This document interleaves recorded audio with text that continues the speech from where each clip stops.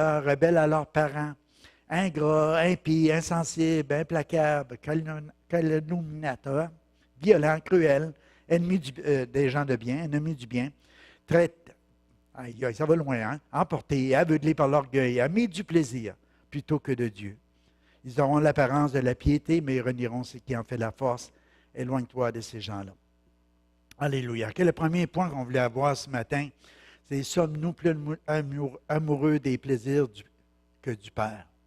C'est une question. On peut juste réfléchir puis s'arrêter ce matin. Je pense que chacun de nous, si on est là ce matin, c'est parce qu'on est plus amoureux de Dieu qu'on est amoureux des plaisirs de ce monde.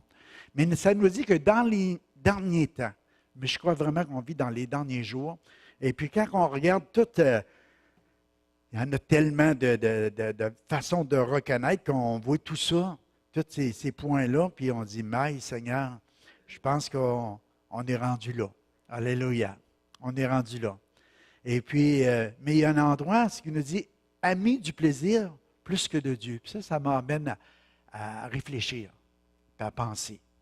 Moi, je crois qu'on doit vivre plein de petits plaisirs dans la vie qui sont plaisants. Puis Dieu n'est pas contre ça. On peut, moi, j'aime ça prendre un bon repas. J'aime ça écouter un bon programme de télévision. J'aime ça faire un petit voyage dans le sud. J'aime ça aller à la chasse. J'aime ça. Non, moi, je vais dire, c'est plus ma passion autant. Là. Ça fait des années que je n'ai pas été. Je suis plus capable de tuer. Alléluia. Fait que priez pour que ça reste de même. Alléluia. Mais ce que je veux dire, il y a d'autres genres de petits plaisirs qu'on aime. Et puis Dieu n'est pas contre ça. Même il se réjouit de nous voir à travers ça. Mais ce que je veux emmener une réflexion ce matin, c'est qu'on va voir la légalisation de la drogue cette semaine. Se faire des petits plaisirs. Pensez-vous que c'était un bon petit plaisir d'aller fumer un joint? Je me disais, se faire plaisir est le moteur de la consommation. C'est dans le fond, se faire plaisir, bien souvent, au début, c'est pas pour la dépendance qu'on va consommer. C'est pour le plaisir que ça apporte. C'est comme un plaster sur un bobo. C'est comme un oubli sur une souffrance. Il y a bien des choses qui peuvent nous emporter à cet endroit-là où ce qu'on peut consommer. Puis moi, j'aime ça être d'actualité un peu, c'est pour ça que j'ai emmené cette semaine, vous savez, on va passer là. Et puis, écoute, si tu as besoin de fumer un joint, fume-les. Mais je veux dire, il y en a, c'est la thérapie. Il y en a, c'est comme des soins. Il y a des choses comme ça. Mais pose-toi la question, pourquoi? Pourquoi que la consommation des boissons alcoolisées et des drogues contribue à la recherche du bonheur? Pourquoi? Parce que la première raison, c'est quand on consomme, ce n'est pas pour devenir dépendant, c'est pour se faire des petits plaisirs. Puis est-ce que ces petits plaisirs-là sont nécessaires? C'est là qu'il faut se poser la question, parce qu'on peut en venir à une place qu'on aime mieux les petits plaisirs qu'on va aimer Dieu. Puis si tu fais de l'Éternel tes délices, et on va le voir un peu plus tard, il va te donner ce que ton cœur désire. Plein de petits plaisirs, mais des bons. Tu ne deviendras pas dépendant, puis qui vont simplement bénir puis te rendre heureux dans ta vie. Alléluia. La question ce matin, c'est, dans le fond, c'est parce qu'on s'aime vraiment qu'on veut se donner des petits plaisirs, puis est-ce qu'on est vraiment plus heureux en se donnant ces petits plaisirs qu'on peut se donner?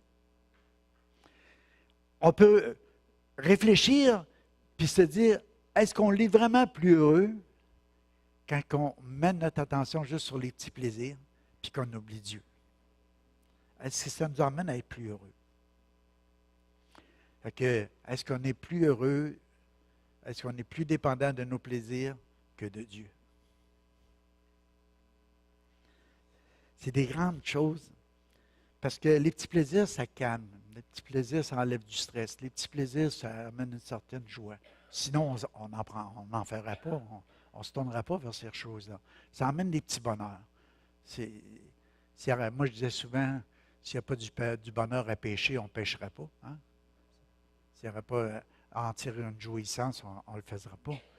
Mais est-ce que c'est de manquer le but de Dieu? Est-ce qu'à ce moment-là, les petits plaisirs sont bons?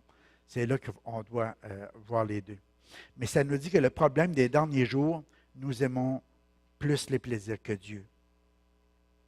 Est-ce que nous pouvons nous sentir obligés de faire tout ce que nous désirons pour nous faire plaisir?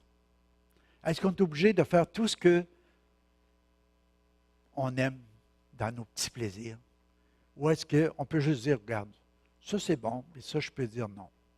Je ne suis pas obligé de me payer tous les plaisirs que je vais avoir. Vous comprenez? Je veux juste vous emmener à réfléchir ce matin. Parce qu'on entend souvent on vit dans l'époque, dans les jours, dans les derniers jours aussi, c'est moi, moi, moi, moi. Êtes-vous d'accord avec ça? Tout centré sur mon besoin. Repose-toi, calme-toi, fais attention à toi, prends du bon temps pour toi. Toutes les moi, il faut en rajouter. Parce qu'on est centré là-dessus. Fais-toi du bonheur, fais-toi du plaisir, prends soin de toi, paye-toi un petit quelque chose. Mais est-ce qu'être chrétien, ça veut dire que ça va être toujours comme ça? Est-ce que Dieu est là pour pouvoir nous gâter et dire, prends tous les petits plaisirs que tu veux. Fais tout ce qui peut satisfaire ta chair, tes passions, tes désirs, les choses que tu aimes. Ou plutôt que quand on suit le Seigneur, il faut renoncer à beaucoup de choses. Des fois, il faut renoncer à nos plaisirs. Des fois, il faut se charger de notre croix. Puis ça ne veut pas dire que c'est toujours plaisant. Fait que, j'en dis, à la pensée, c'est quoi vraiment un disciple? On va tourner à la suivante. Créer pour le plaisir. Toujours la même pensée qui revient. Je me suis posé la question, sommes-nous plus amoureux des plaisirs que de notre conjoint? Parce qu'on parlait de Dieu, on va s'en aller avec cette pensée-là, même avec nos biens, et avec d'autres choses. Mais il y a des endroits où on peut réaliser, à un moment donné, que même dans le mariage, parce qu'on a une description de tout ce qui est l'amour qui est patient, plein de bonté, pas envieux, qui ne se vante pas, qui ne s'enfle pas d'orgueil, qui ne fait rien de malhonnête, qui ne cherche pas son intérêt ou qui ne cherche pas son plaisir. Il ne s'irrite pas, ne soupçonne pas le mal, ne se réjouit pas de l'injustice, mais il se réjouit de la vérité, pardonne tout, croit tout, espère tout, supporte tout. Fait que le but de notre existence, ce n'est pas juste de se faire plaisir. On voit là-dedans que quand on décide de se marier, on n'est pas là juste non plus pour rechercher son plaisir. On a du plaisir en étant marié. Amen. Il y a des bons côtés. Des fois, je dis merci Seigneur pour ma femme qui m'a fait tellement un bon repas. C'est un plaisir de le savourer et de le manger. Hein? Plein de petits plaisirs comme ça que le Seigneur il permet qu'on vive à l'intérieur du mariage. Mais est-ce que c'est juste pour mon petit moi soit satisfait? Pourquoi il y a tant de mariages qui se brisent aujourd'hui? Pourquoi il y a tant de divorces? Pourquoi, si ce n'est qu'on a mis encore le moi, bénis-moi, fais-moi du bien, si tu ne remplis pas mes besoins, je vais changer, je vais en prendre un autre. Ça peut-tu? C'est un des gros problèmes. Parce que quand on regarde la définition de l'amour, ce n'est pas du tout moi. L'amour est patient. Je dois développer. Seigneur Dieu, par le fruit de l'esprit, je veux être patient avec ma femme, même si elle me tape ses nerfs des fois. Ça n'a jamais arrivé. Il est plein de bonté et d'amour. C'est pas envieux, ça ne se vend pas, puis il arrive à une place, ça ne cherche pas son intérêt, ça ne soupçonne pas le mal. C'est tout le contraire de ce que je peux m'attendre à dire, mes petits plaisirs. C'est plutôt quelque chose que j'offre, quelque chose que je veux donner. Je veux que mon conjoint soit heureux, je veux qu'il soit béni. Puis en le faisant, ça va me revenir. Parce que si quelqu'un a le beau sourire dans la maison, c'est mieux qu'être grognon. Hein? Fait que si j'y fais plaisir, là, je suis en train de semer la paix, l'amour, la joie, puis je vais le récolter. Alléluia. Ça va aller beaucoup mieux. Pourquoi c'est si difficile aujourd'hui de réussir notre mariage? Moi, je pense que c'est parce que nous pensons plus à nous qu'à notre conjoint. On pense plus à nos petits plaisirs qu'à y faire plaisir. J'écrivais, nous pensons à notre plaisir, à nos souhaits, à nos goûts, à nos besoins, à notre épanouissement, à notre liberté, à nous-mêmes, quoi. C'est vrai? On pense à soi. Ah ouais. Moi, j'en prends. On en veut. Alléluia. On peut devenir de même avec Dieu aussi. Seigneur, bénis-moi, bénis-moi. Mais Dieu, il est tellement bon qu'il te bénit. Alléluia. Il veut te remplir, il veut que tu débordes, il veut te faire plaisir. Mais est-ce qu'on veut faire plaisir à Dieu aussi? Alléluia. De quelle façon qu'on peut faire plaisir à Dieu? Ce n'est pas par nos œuvres. Mais juste dans ce désir-là, on va voir tantôt comment Jésus plaît à son Père. Comment que le Père a pu dire ça, c'est mon Fils bien-aimé en qui j'ai mis tout mon plaisir, toute mon affection. Parce que Jésus était quelqu'un, il avait fait quelque chose dans cette relation-là, cette intimité avec le Père, que le Père a dit ça, c'est mon Fils bien-aimé. Puis nous avons été créés pour être ses fils et ses filles bien-aimés, qu'on va y faire plaisir. Amen. Alléluia. Il n'y a pas beaucoup de renoncement aujourd'hui pour rendre son conjoint heureux. Qu'est-ce qui arrive dans notre société aujourd'hui? On rejette la structure du mariage, on rejette les devoirs, on rejette les responsabilités, on ne veut plus prendre d'engagement, on s'éloigne de tout ça. Regarde, tant que ça va marcher, ça marche. Quand ça ne faisra pas, on ira avec quelqu'un d'autre. On part sur cette notion-là. C'est moi, puis moi. Et qu'on veut se faire encore plaisir. Aimant plus le plaisir que Dieu, aimant plus son plaisir que son conjoint. Ça peut être devenu un peu comme ça. Alléluia. Fait qu'on peut demander à Dieu comment qu'on pourrait faire à chaque jour pour bénir son conjoint. Seigneur, aide-nous à savoir comment est-ce que je peux lui faire plaisir. Comment est-ce que je peux l'aimer? Comment je peux l'encourager? Comment je peux lui rendre des services? Comment est-ce que je peux la combler à chaque jour pour qu'elle soit heureuse, pour qu'elle soit bénie, pour que ça puisse y faire plaisir. Alléluia. Au lieu de penser, de dire, ah, il fait-moi plaisir. Ça changerait beaucoup de choses dans les maisons. Puis je pense aussi au niveau de notre société. On verrait une société plus en santé. Moi, je crois pas. Je crois dans le sens que il y a des fois, il y a des situations qu'on ne doit pas juger, qu'il arrive qu'il y a des séparations, qu'il y a des divorces qui arrivent dans des foyers, et puis qu'il y a des familles reconstituées, des choses qui se font. Mais je pense qu'à quelque part, il y a une souffrance qui s'installe pareil. À travers ça, il y a toujours des... Tu sais, vous savez, le salaire du péché, c'est la mort. À quelque part, quand tu manques le but de Dieu, le péché, c'est de manquer le but du Père. Le Père, il veut un homme, une femme se marient, ça soit tout le temps. Quand il y a quelque chose qui se passe, qu'il y a un divorce, ça peut arriver, il y a des situations, puis chaque situation doit être examinée. On ne parle pas de ça ce matin. Mais je vous dis tout simplement, si le salaire du péché, c'est la mort, il y a certaines souffrances juste à penser à son plaisir, parce qu'on peut l'apporter dans la vie des autres. Il n'y a jamais, moi j'ai déjà entendu quelqu'un me dire, j'ai vécu tellement un beau divorce. Je dis, hey, toi là, va dire ça à quelqu'un d'autre qu'à moi. Il y a quelqu'un qui souffre à quelque part. Il y a quelqu'un qui va en souffrir à quelque part. Peut-être qu'à un moment donné, le Seigneur va emmener des guérisons, des restaurations, mais il y a toujours des conséquences à ça. Parce que le salaire du péché, c'est la mort. Mais le don gratuit de Dieu, c'est la vie. Dieu peut emmener toute la vie, puis l'emmener en abondance. J'enlève pas ça. Mais de dire que, oui, il y a du plaisir à faire du péché, mais de penser qu'il n'y a pas de conséquences à ça, oui, il y a des conséquences. Il y a toujours des conséquences quand on commence juste à nourrir son plaisir au lieu de faire plaisir à Dieu, à vivre dans des principes de Dieu. Amen. Alléluia. Pour bien comprendre la description de 1 Corinthiens 13 qui est écrit, j'écrivais, nous devons réfléchir sur la vie de Jésus. Parce que Jésus était le Fils de Dieu, puis il est venu. Qu'est-ce qu'il a fait? Il a renoncé à la gloire céleste. Il a renoncé au droit d'être servi. Il était bien dans le ciel, les anges, les archanges, tout le monde. Il était le Fils de Dieu, vous comprenez? Sa position. Il a renoncé à tout ça, il s'est humilié. Il est devenu obéissant, devenant serviteur. Il est venu sur la terre. Qu'est-ce qu'il a fait pendant toute sa vie? Il était un exemple de quelqu'un qui est bon, de quelqu'un qui est sensible, de quelqu'un qui est compatissant, de quelqu'un qui est miséricordieux, de quelqu'un qui voulait juste enlever la douleur des autres, d'être sensible à ce que les autres vivaient. Mais ce n'était pas pour son bon plaisir. Son bon plaisir, c'était de rester dans le ciel.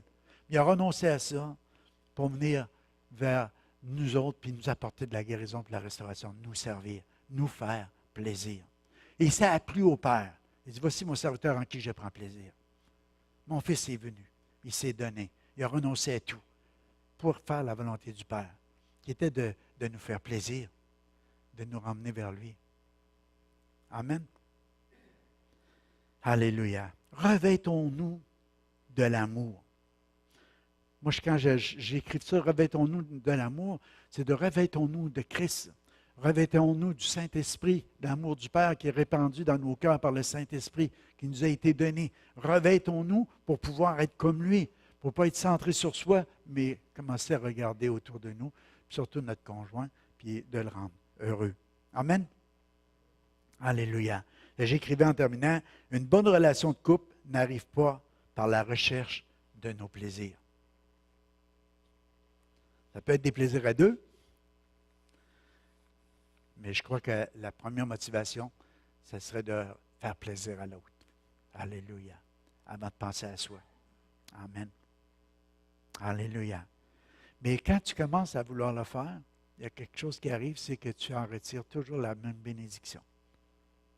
Tu sais, tu peux renoncer à une émission, à une game de hockey, Canadien contre Pittsburgh. Ben oui, c'était incroyable. J'ai juste pogné un petit bout, là, mais je descendais entre les périodes pour voir comment ça. Mais ma femme, elle me faisait plaisir. On ne changeait de poste. J'allais avoir un petit bout parce que je disais, hey, continue à écouter, je monte en haut. Puis à un moment donné, elle dit, là, c'est 4-3 pour Canadien. Incroyable. Je descends, le but est refusé. Alors, elle m'a fait des plaisirs. J'ai été déçu. Alléluia. J'ai dit, moi, non, on ne reviendra pas avec la saison passée. Tournons vers l'autre, le prochain. Créer pour le plaisir. On va parler de Moïse. Par la foi, Moïse, devenu adulte, a refusé d'être reconnu comme le fils et la fille du pharaon, le fils de la fille du Pharaon. Il a choisi de prendre part. J'étais en train de dire le fils et la fille. Ça, c'est dans d'autres générations. Il a choisi de prendre part aux souffrances du peuple de Dieu plutôt que de jouir momentanément d'une vie dans le péché. Car il estimait subir l'humiliation que le Christ devait connaître constituait une richesse bien supérieure au trésor de l'Égypte. Il avait en effet les yeux fixés sur la récompense à venir. Sommes-nous plus amoureux du Père que des plaisirs du monde? Moïse, il avait tout. Il était bien placé dans sa position, dans sa réputation, dans ce qui était le fils adoptif de la fille du Pharaon. Il pouvait se payer tous les plaisirs qu'il voulait. Mais il a renoncé, en voyant la condition de son peuple, en voyant qu'il y avait des besoins qui étaient là. Il a choisi d'aller souffrir avec eux autres. C'est un choix. C'est encore un choix pour chacun de nous autres ce matin de renoncer au plaisir du monde pour servir Christ. Amen. C'est un choix. Mais tu ne le regretteras pas. Il y a tout ça, ça lui était offert, puis il a préféré. Hey, tu vas dire, sur lequel tu vas choisir? Les petits plaisirs ou les grands plaisirs aussi, ou la souffrance, le rejet, la persécution. C'était difficile, il a dû s'enfuir dans le désert, puis vous savez, mais Dieu il a pris soin de lui. Il a rencontré sa femme là, il a été béni, il a eu des troupeaux, puis vous savez, puis Dieu l'a ramené après ça de délivrer son peuple. Mais quand il a choisi, au début, parce que dans son cœur, il connaissait. Moi, je crois que sa mère, parce qu'elle allaitait, parce que quand vous savez comment ça s'est déroulé sa vie, il est venu au monde, ils ont pris le bébé pour sauver sa vie. Il a été adopté par la fille du Pharaon, mais ils ont cherché une nourricière, puis c'est sa mère qui l'a nourri. Puis sa mère doit continuer à lui dire, tu sais, mon fils, le Dieu d'Abraham, le Dieu d'Isaac, le Dieu de Jacob, le Dieu de nos pères. Tu sais, je veux dire, elle lui a inculqué les principes de Dieu, de la justice de Dieu. Là, il a grandi, il était à l'école de l'Égypte, si tu veux, tout ça. Mais dans le fond de son cœur, il y avait quelque chose qui était là de la justice de Dieu qui s'est installé. Puis c'est pour ça qu'il a choisi. Vous savez ce qui est arrivé à Moïse, c'est qu'après avoir renoncé à toutes ces choses-là, il est devenu un homme célèbre. On en parle encore aujourd'hui. On a il a tout renoncé à sa réputation de l'Égypte, mais il est devenu un homme célèbre aujourd'hui. Il a passé des temps vraiment difficiles. Il avait un prix à payer, puis il était prêt à le payer. Mais c'est où s'il avait les yeux, vous pensez? Regardez. Car il estimait subir l'humiliation que le Christ devait connaître constituait une richesse bien supérieure au trésor de l'Égypte. Des fois, on peut se tromper en pensant que les plaisirs de la vie vont nous apporter des plus grandes satisfactions que qu'est-ce qui s'en vient. Il ne faut pas enlever nos yeux sur Jésus, le chef, le consommateur de notre foi, en vue de la joie qui lui était réservée. Il a renoncé à tout, il est venu subir plutôt la moquerie, le rejet, la souffrance, puis il a passé des temps difficiles. Parce qu'il avait en vue la joie qui lui était réservée de savoir que le plan de son Père se réaliserait et puis que nous, les hommes, on reviendrait à jouer avec lui. Alléluia. Alléluia. Moïse avait saisi, il avait compris puis dire, wow, la rémunération à venir est bien plus grande.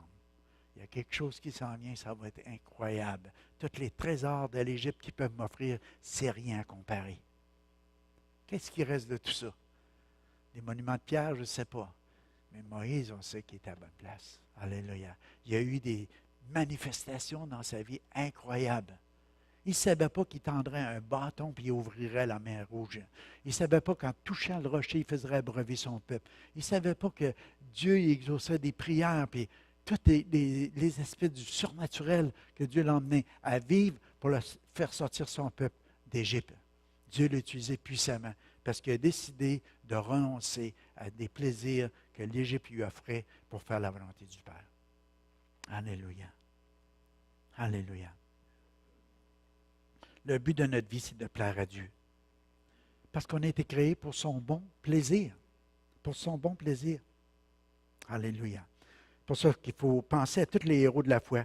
On est là pour faire sa volonté. On est là pour la rechercher, puis la faire aussi. Pensons à tous les héros de la foi. Je marquais Noé qui bâtit un bateau pour sauver sa famille.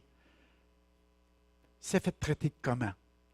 Puis j'essayais d'imaginer hier, en voyant Noé, tu sais, le gros galant d'or. Je ne sais même pas s'il en avait un, j'espère. Je ne sais pas avec quoi il pouvait couper ça. Il n'y avait pas de chaîne de ça, il n'y avait pas de bûcheuse, il n'y avait rien de ces affaires-là. Et courir tout le bois à hache, puis commencer à bâtir un arche, puis 100 ans comme ça, sur le haut d'une colline, sans qu'il y ait de pluie, puis que tout le monde se moque de lui. Tout le monde dit, ben oui, donc, il n'y a jamais eu d'eau qui a monté là. Pourquoi tu fais ça? Le jugement s'en vient. Il y a quelque chose qui va venir. Puis moi, je ne veux pas que ma famille périsse là-dedans. Comprenez la foi, la révélation que Dieu fait. Quand Dieu parle à ton cœur, quand Dieu révèle quelque chose à ton cœur, tu vas renoncer de la jouissance des choses de ce monde. Tu vas te mettre à travailler, à bâtir ton arche, à faire ce que Dieu te demande pour ta famille, pour la sauver de ce qui s'en vient. Ça a été la même chose pour Abraham. Ça nous dit qu'il a quitté sans savoir où il allait. Dieu lui a dit, car quitte ton pays, quitte ta famille, pars et va-t'en. Mais où est-ce que je vais? Je vais te le dire en chemin. Fais juste faire ce que je te demande de faire. Ça nous dit qu'il attendait une cité. Il attendait quelque chose de céleste que Dieu lui avait promis. Il ne l'a pas vu, mes amis. Ça peut arriver que tu vives une vie, puis que Dieu t'a fait des promesses, puis tu ne vois pas tout de suite le résultat. Mais pensez-vous qu'Abraham ne verra pas la cité céleste? Quand les temps vont être arrivés, alléluia, il y a un temps pour chaque bénédiction que Dieu va nous apporter. Puis il y a des fois, c'est remis à plus tard. Les héros de la foi, il y en a qui sont morts, sciés, torturés, ils ont vécu toutes sortes de choses, mais espérant une meilleure résurrection. Ils n'ont pas été délivrés à ce moment-là. Amen. Il y en a qui ont passé des temps difficiles. C'est par la foi qu'ils sont tous morts sans avoir obtenu les choses promises, mais ils les ont vus saluer de loin, reconnaissant qu'ils étaient étrangers et voyageurs sur la terre. Ce n'est pas le moi. Dans les derniers temps, vous savez ce qui est arrivé. Aimer plus le plaisir que Dieu. Mais Dieu dit, garde, tu renonces à ça, tu vas voir ce qui va arriver. On va avoir des plaisirs éternels qui s'en viennent. Des délices éternels. On les a déjà dans notre relation, notre intimité avec le Père. J'écrivais hier, les premiers chrétiens risquaient leur vie pour visiter les prisonniers. Ils acceptaient que leurs biens personnels leur soient enlevés. Ils savaient en eux-mêmes qu'il y avait des biens meilleurs et éternels qui viendraient. Des biens durables. Ils se contentaient d'être juste des étrangers, des voyageurs sur la terre. Alléluia. Ils n'ont pas pensé qu'à soi. Ils ont commencé juste à dire, Dieu, tu nous appelles. Regarde, tu veux mes biens, je les donne. Tu veux prendre ça? Regarde, puis on va se payer des petits plaisirs avec ça. Il y a tellement de choses qu'on peut faire. Non, Seigneur, c'est ton royaume. C'est ton appel. C'est un privilège, Seigneur, de tout te donner. Corps, âme et esprit, tout ce que nous possédons, tout ce que nous avons, c'est pour toi, Seigneur. Toute notre vie, c'est pour toi, Seigneur. Tout notre temps, c'est pour toi, Seigneur. À travers ça, le Seigneur dit, regarde, paye-toi des petites gâteries de temps en temps, ça va être le fun. Dieu n'est pas contre ça. Comprenez? Dieu n'est pas contre ça. Mais c'est quand que nous autres mêmes, on fait passer ça avant Dieu. Alléluia. Romains 12, 2, il dit, ne vous conformez pas au siècle présent, mais soyez transformés par le renouvellement de l'intelligence, afin que vous discerniez quelle est la volonté de Dieu, ce qui est bon, ce qui est agréable, ce qui est parfait. Ça veut dire qu'on n'a pas à se conformer comme le monde vit. Il y a des choses que le monde vit, puis c'est bien, puis c'est correct, puis tu peux le faire. Mais tu n'es pas obligé de te conformer à tout ça. Il faut que tu saches discerner ce qui est bon, agréable et parfait, ce qui plaît au Père. Parce que notre but dans notre vie, c'est de plaire au Père. Amen. Pas juste de se plaire à travers notre petit plaisir. L'équilibre, alléluia, de la vie. On va aller à la suivante. Pour ça, sommes-nous plus amoureux de nos biens que de Jésus. Matthieu 19, 27, il dit, Pierre, reprenant la parole, dit, « Voici, nous avons tout quitté, nous avons suivi, qu'en sera-t-il de nous? » Jésus leur répondit, « Je vous le dis en vérité, quand le Fils de l'homme, au renouvellement de toutes choses, sera assis sur le trône de sa gloire, vous qui m'avez choisi, vous serez de même assis sur 12 trônes, et vous jugerez les 12 tribus d'Israël. Et quiconque aura quitté à cause de mon nom, ses frères, ou ses sœurs, ou son père, ou sa mère, ou sa femme, ou ses enfants, ou ses terres, ou ses maisons, recevra le centuple et héritera la vie éternelle. » Salut Maxime. Dans l'histoire, le jeune homme riche, il vient voir Jésus et il dit, « Qu'est-ce qu'il faut faire pour hériter de la vie éternelle? » Et le Seigneur, il faut que tu suives les commandements. Puis il commence à lui dire tout ce qu'il devrait faire. On regarde ici. Puis qu'est-ce qui est arrivé? Après qu'il a dit tout ça, il dit, Jésus il dit, il te manque une chose. Il dit, vends tout ce que tu as, donne-le aux pauvres, puis viens, puis suis-moi. Ça nous dit, le jeune homme était tellement triste. Il est parti parce qu'il aimait Jésus, mais il aimait aussi ses biens. Il n'a pas été capable, sur le moment, je ne sais pas plus tard, si l'histoire nous est racontée, peut-être que plus tard, il a commencé à suivre Jésus. C'est mon souhait pour lui. Mais sur le moment, il était très triste. Il suivait tous les commandements. Il plaisait à Jésus, puis Jésus l'a aimé, puis Jésus l'a regardé, puis il dit, garde, il te manque une chose. Parce qu'il voyait qu'il avait un amour pour ses biens, puis il voulait le détacher de ça, pour qu'il puisse réaliser qu'il garde, Dieu, si tu cherches mon royaume, puis sa justice, toutes les autres choses vont te donner en surplus. Tu ne manqueras de rien. Mais sois prêt à renoncer à tout ça. Il n'a pas été capable sur le moment. C'est triste. Parce que le jeune homme lui-même, il est parti triste de ne pas être capable de renoncer à toute chose, quelque chose qui est temporaire, pour suivre le Seigneur. Et c'est là que les disciples lui disent, mais pour nous autres, c'est qui va en être. Hey, on a quitté notre chaloupe, on a quitté notre famille, on a décidé de suivre Jésus, on est devenus des disciples, qu'est-ce qui va en être pour nous autres? Puis là, le Seigneur, il dit, personne qui va avoir quitté des choses, qui va être lui randonné 100 fois plus dans cette vie présente, puis dans la vie à venir, la vie éternelle. Alléluia! Le Seigneur s'occupe de ses enfants. Il prend soin de ses enfants. Mais c'est difficile pour un riche de rentrer dans le royaume. Le Seigneur dit, c'est plus difficile qu'un chameau qui va passer par le trou d'une aiguille. Ce n'est pas une aiguille à coudre, là, mais à Jérusalem, quand il y avait des grandes portes, mais il y avait une petite porte dans la porte. Puis quand les voyageurs arrivaient le soir après le coucher du soleil, les grandes portes étaient fermées, il fallait qu'ils fassent passer le chameau pour entrer dans la ville par la petite porte. Fait qu'il fallait qu'il enlève tout ce qu'il y avait sur le dos du chameau, il mettait ça à terre, puis le chameau se mettait à genoux, puis il avançait sur le bord des genoux, puis il venait à bout de traverser la petite porte, puis après ça, il remettait les choses sur son dos. C'est juste vous donner l'image. Jésus, il dit, c'est difficile pour un riche de rentrer dans le royaume parce qu'il est comme le chameau. Il ne peut pas passer par la petite porte. Il faut qu'il se débarrasse de tout ce qu'il charge sur lui-même. Il ne peut pas passer avec la charge qu'on lui a mise sur lui. Les biens matériels, des fois, ça peut nous empêcher de faire la volonté de Dieu. Ça peut nous empêcher de faire plaisir au Père, parce qu'on devient attaché à ça. Ça nous lie. Ça nous empêche de passer par la porte que le Seigneur veut qu'on traverse. Et le Seigneur, il voulait juste qu'on réalise, il dit, quiconque d'entre vous ne renonce pas à tout ce qu'il possède ne peut être mon disciple. Luc 14, 33. Renonce tout ce qu'il possède. Moi, j'ai décidé, ça c'est l'autre version, de suivre Jésus. Moi, j'ai décidé de suivre Jésus. Moi, j'ai décidé de suivre Jésus.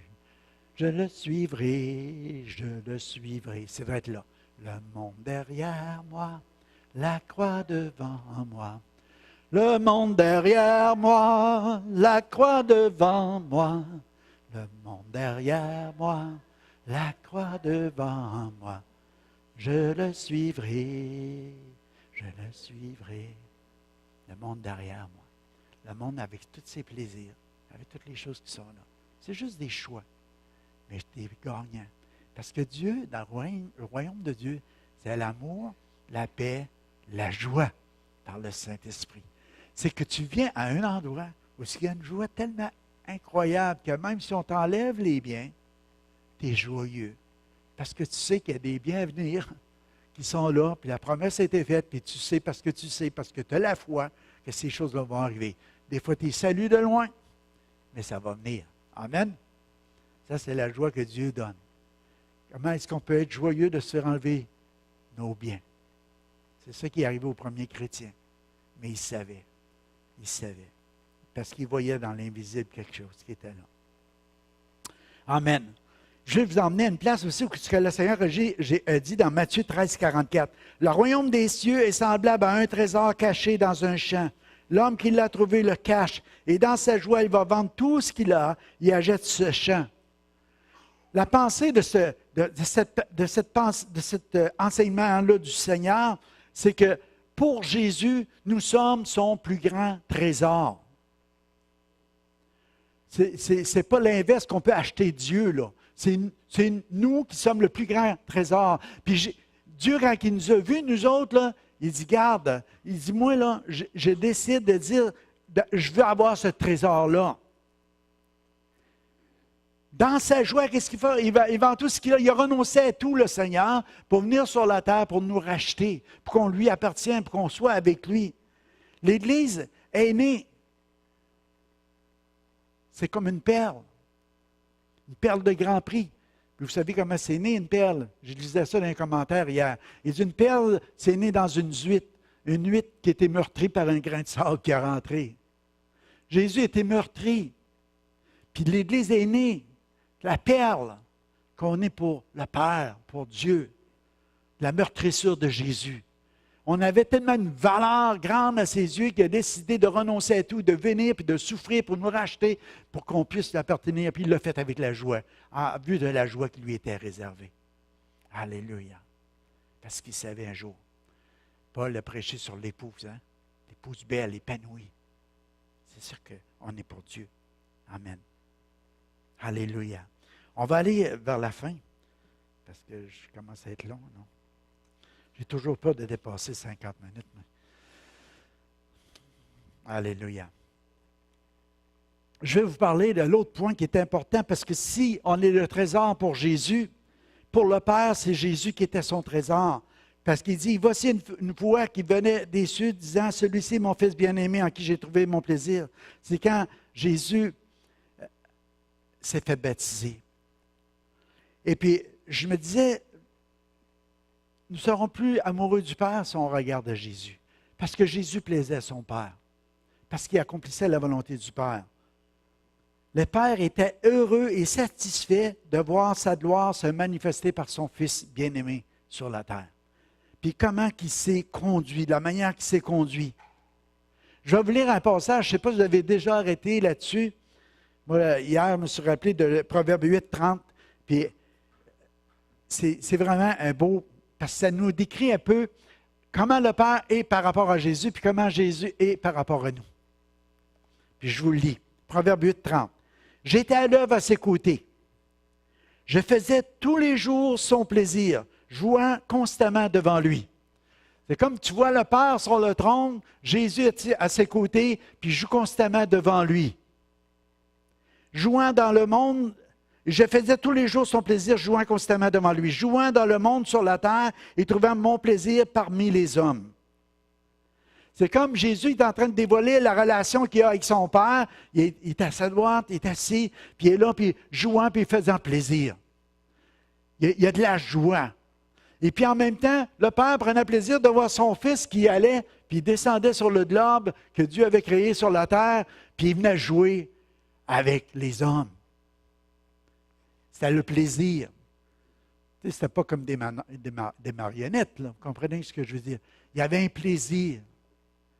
Il y a un plaisir pour Dieu de voir comment Jésus agit, puis comment Jésus agit avec nous. Puis c'est pour ça que le Père nous a rachetés pour être son épouse.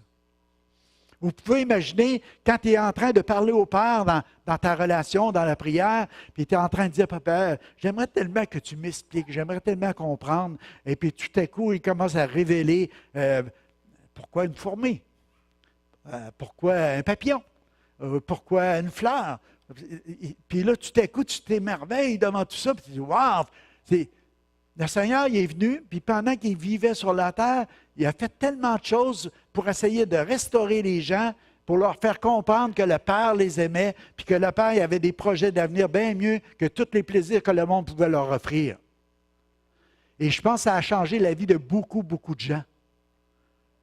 Le contact que Jésus a eu pendant sa vie sur la terre.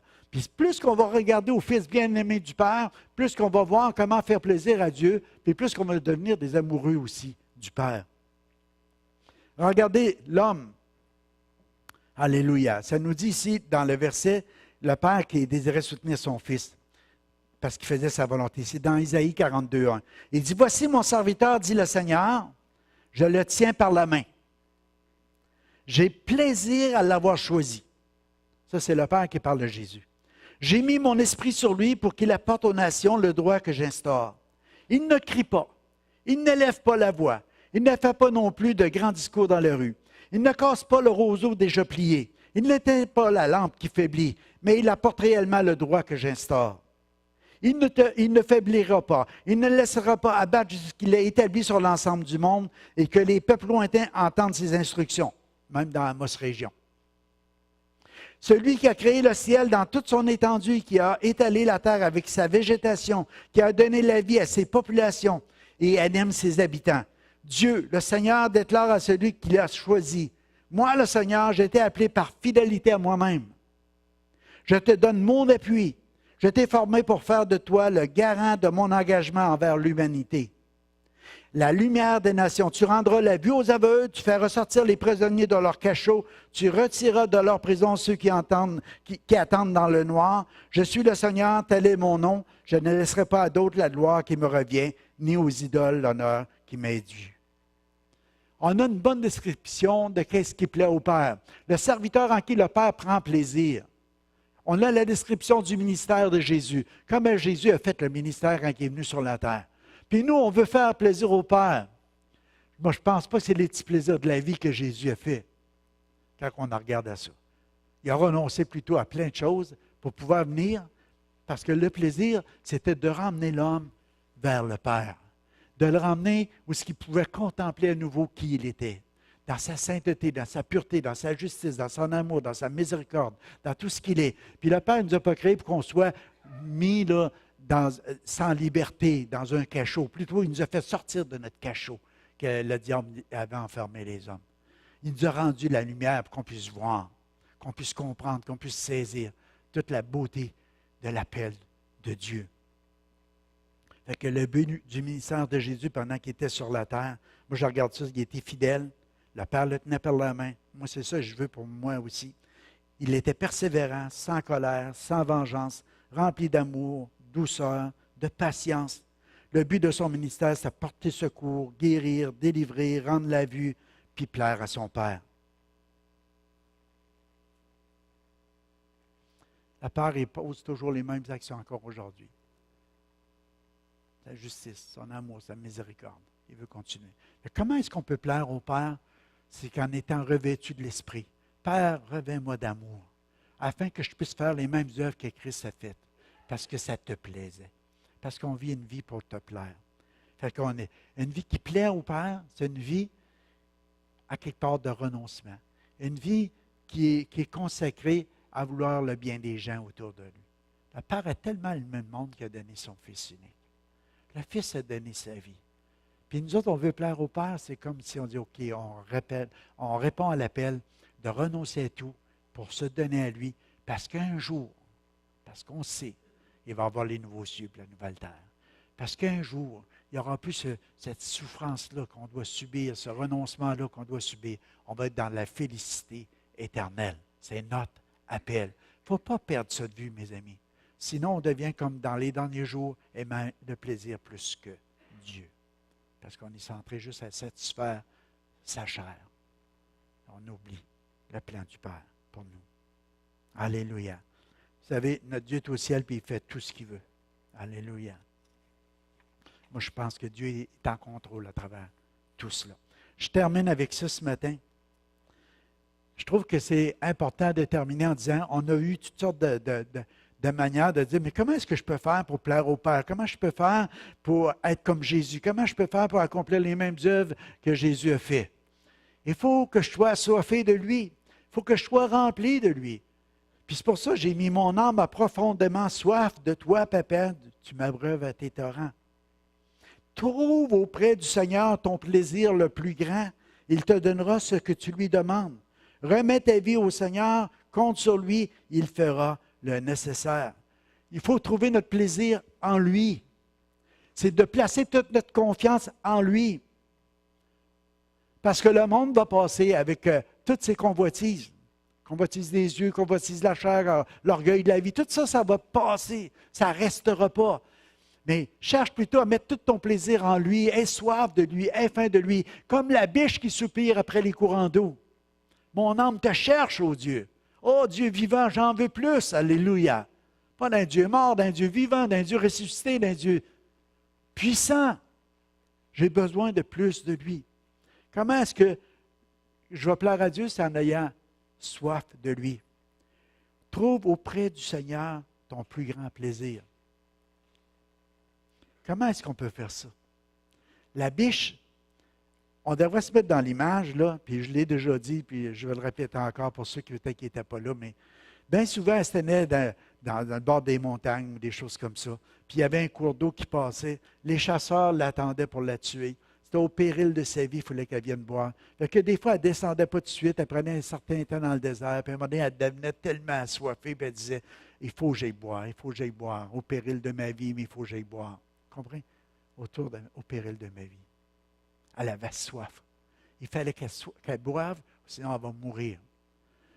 Spirituellement parlant, c'est l'image. Ça ne veut pas dire que quelqu'un va te tuer. Parce que si tu vas pour t'abreuver, ça va faire tellement plaisir à Dieu. Il ne veut pas te tuer, mais il veut que tu aies soif comme cette biche-là, au péril de ta vie, d'aller t'abreuver, d'avoir soif pour plus de Jésus, passer du temps à rechercher l'intimité, puis dire, Père, j'ai besoin de plus, puis encore plus de toi. Mon plus grand plaisir, c'est quand je me trouve auprès de toi. Amen.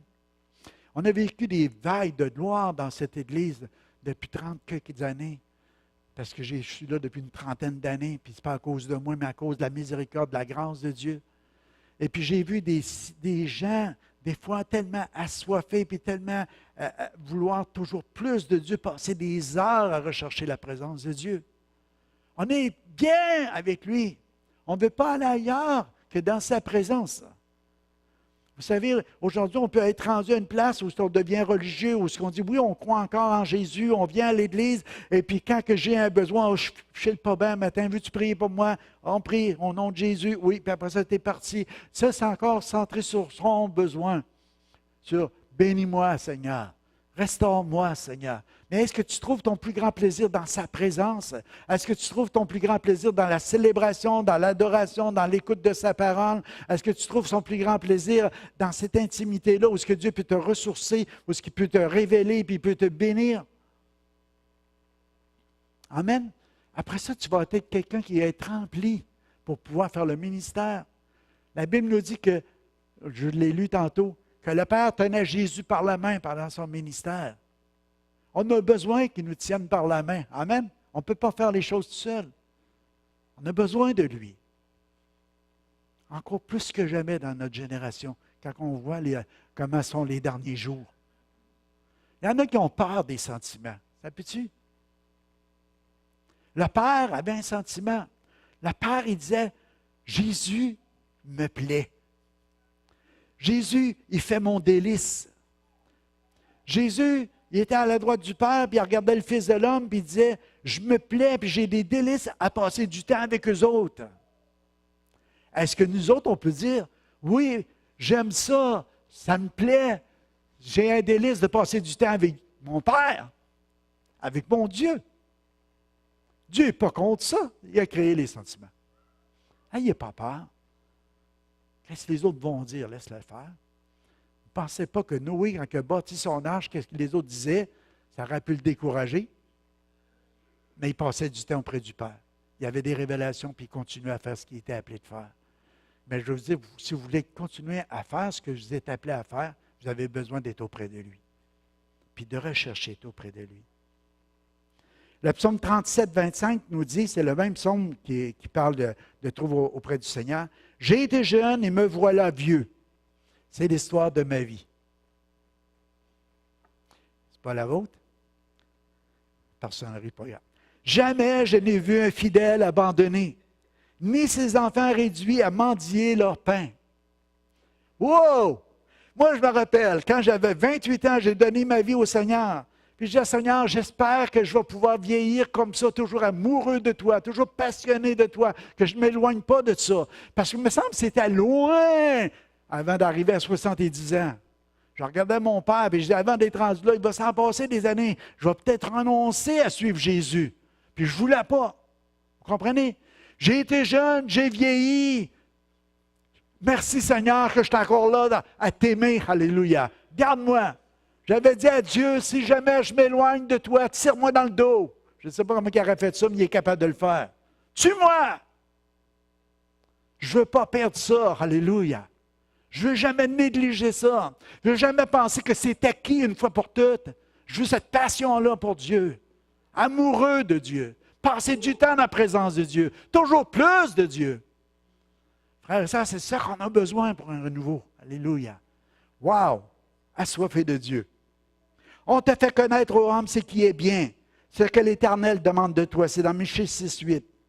C'est que tu pratiques la justice, que tu aimes la miséricorde et que tu marches humblement avec ton Dieu. On sait qu'est-ce que c'est que Dieu s'attend de nous. Pratiquer la justice à chaque jour. La miséricorde, l'aimer, le pardon. Puis marcher dans l'humilité. Jésus, c'est comme ça qu'il était. C'est comme ça qu'on va plaire au Père. Amen. Alléluia. Il a vu l'image de son Fils et cela lui plaisait. Jésus était le reflet de sa gloire et le Père est heureux de ça. Regardez dans Hébreux, c'est mon dernier verset. Le Fils est le reflet de sa gloire, Hébreux 1, 3. Et l'empreinte de sa personne. Il soutient toutes choses par sa parole puissante. Il a fait la purification des péchés. Il s'est assis à la droite de la majesté divine dans les lieux très hauts. L'amour, la bonté, la miséricorde du Père s'est manifesté. Amen. Pourquoi? Parce qu'il est bon. C'est à son bon plaisir de vouloir sauver l'homme. C'est à son bon plaisir Puis Jésus était l'empreinte. Tu sais, quand tu marches, puis il y a des gars qui vont à la chasse, des fois ils cherchent de quoi, puis ils essaient de marcher dans leurs empreintes. Ils veulent voir où c'est que ça va. L'empreinte. Jésus était l'empreinte du Père. Ça veut dire que quand tu regardais les traces de Jésus, si tu voyais, c'était le Père céleste, c'était la même chose. Moi et le Père, nous sommes un. Si tu m'as vu, tu as vu le Père. C'est ce que Jésus a dit. À Philippe, je crois. Maintenant, si on a vu Daniel, on a vu Jésus. On a vu le Père. Dans la grâce, oui. Parce qu'il nous rend parfaits. Mais quand on réalise que tout à coup, on veut faire plaisir au Père, on réalise toujours plus, on doit être revêtu de lui. On va être revêtu de lui. Puis on va laisser l'empreinte de la personne du Père et du Fils sur la terre. Alléluia. Au cours de toutes les générations que le Seigneur va nous permettre de vivre. Une génération ou deux, je ne sais pas. Ça devrait être notre soif, notre désir. Est-ce que quelqu'un veut venir au piano? On est tellement bénis d'avoir les ministères. Je regarde ceux qui se rajoutent. On est bénis, mon frère. Paul, Salomon. On est tellement bénis de tous ces ministères qui sont ajoutés. Naomi ce matin. Merci Seigneur pour tout ça. Naomi, on l'a vu grandir dans le Seigneur. Puis je suis tellement béni de voir l'onction qui est sur ta vie. Comment tu conduis la louange, puis nous emmener au trône de la grâce. Puis ça ne diminue personne. On est tellement bénis. Moi, je rends grâce à Dieu, la reconnaissance. Ce matin, je crois que le Père, il veut juste que tu réalises une chose. Es-tu prêt à renoncer à tout pour lui? À tous les petits plaisirs. Ça ne veut pas dire qu'il ne t'en permettra pas dans ta vie. Mais comparer l'amour des biens, l'amour de ton conjoint, l'amour de tes enfants, l'amour de tout ce que le monde peut t'offrir, comparé à l'amour de Dieu, est-ce que tu es prêt à renoncer à tout ça pour le Seigneur? Est-ce que tu es prêt? Ça, c'est personnel, mes amis. Jusqu'où tu veux aller dans le renoncement de tout pour le suivre. Ton propre raisonnement, tes propres pensées, ton propre moi, ou ce que tu penses que des fois tu penses mieux que Dieu. Tu crois mieux dans ta pensée que qu'est-ce que sa parole te révèle. C'est ça l'humilité. Seigneur, je suis enseignable. Seigneur, je renonce même à mon intelligence. Parce que ce que je veux, c'est que ta volonté soit faite avant la mienne. Ce matin, c'est la première chose. Est-ce que tu es prêt à renoncer à ta propre vie pour plaire à Dieu? Est-ce que tu es prêt à renoncer à tous les plaisirs de la vie pour plaire à ton Père? Est-ce que tu es prêt à renoncer à tous les biens personnels pour plaire à ton Père? Est-ce que ta foi est là? Est-ce que ta confiance en là? Fais de l'Éternel tes délices qui va te donner ce que ton cœur désire. Mais la première chose, c'est fais de l'Éternel tes délices. Fais-lui plaisir ce matin. Sans la foi, il est impossible de plaire à Dieu. Sans la foi, il est impossible de plaire à notre Père. La foi, c'est de croire que quand on renonce à tout, il va tout nous donner. La foi, c'est de croire que dans chaque semence qu'on place, il y a toujours une récolte plus abondante. La foi, c'est quand on renonce à tous nos biens de ce monde pour suivre le Seigneur, qui va avoir encore plus dans ce monde pour nous, puis qui va avoir la vie éternelle. Alléluia. Fais de l'Éternel tes délices ce matin.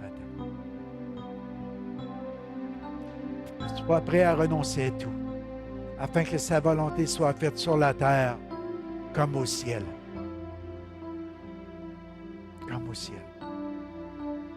Alléluia. On va se lever, on va juste lever nos mains vers lui ce matin. On va dire, Père, pendant quelques instants, on est là. Je ne fais pas d'appel comme tel, restez dans vos bancs, mais à part que tu aies un besoin spécial, tu peux avancer, mais juste là, dans ton banc, lever tes mains vers le Seigneur et dire, je veux me trouver auprès de toi maintenant. Jésus m'ouvre le chemin. Alléluia. Il a pardonné tes fautes, tes péchés, il est l'empreinte du Père.